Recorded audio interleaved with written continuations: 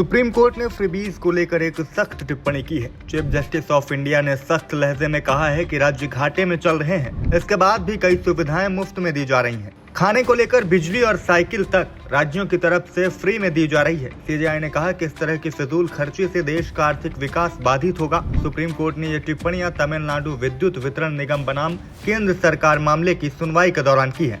CJI ने कहा कि राज्य को रोजगार के अवसर खोलने के लिए काम करना चाहिए। अगर आज सुबह से ही मुफ्त भोजन देना शुरू कर दें और फिर मुफ्त साइकिल, मुफ्त बिजली और अब हम उस स्थिति तक पहुंच रहे हैं जहां हम सीधे लोगों के खातों में नकद राशि स्थानांतरित कर रहे हैं। कोर्ट ने कहा कि कल्पना कीजिए अधिकांश राज्य राजस्व घाटे में है, लेकिन फिर भी केवल इन्हीं नीतियों के कारण वो ऐसा करने को मजबूर है। फिर विकास के लिए कोई पैसा नहीं बचता, इसलिए केवल दो ही काम हो रहे हैं, एक अधिकारियों का वेतन देना और दूसरा इन नीतियों पर खर्च करना। सीजेआई ने यहाँ तक कहा कि राज्य घाटे में चल रहे हैं, फिर भी मुफ्त सुविधाएं बांट रहे हैं। देखिए, आप एक साल में जो राजस्व इकट्ठा करते हैं उसका 25% राज्य के विकास के लिए क्यों नहीं इस्तेमाल किया जा सकता। राज्य को यह हलफनामा दाखिल करना चाहिए कि उसे यह धनराशि कहां से मिलेगी।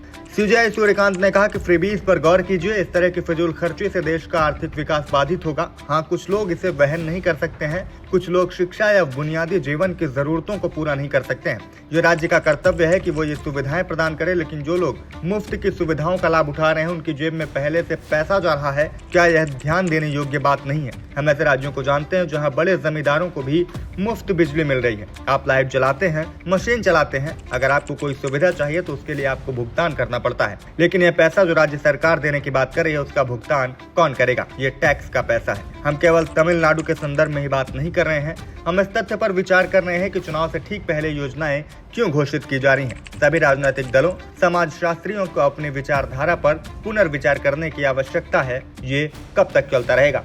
आपको बता दें कि फ्रीबीज को लेकर पहले भी टिप्पणियां हो चुकी हैं और इस बार सुप्रीम कोर्ट ने तल्ख लहजे में राज्यों को सतर्क किया है, सचेत किया है और फ्रीबीज पर सवाल खड़े कर दिए हैं। इस पूरे मामले पर आप क्या सोचते हैं, कमेंट करके हमें जरूर बताइएगा। बाकी देश दुनिया की तमाम खबरों के लिए देखते रहें IBC 24 डिजिटल।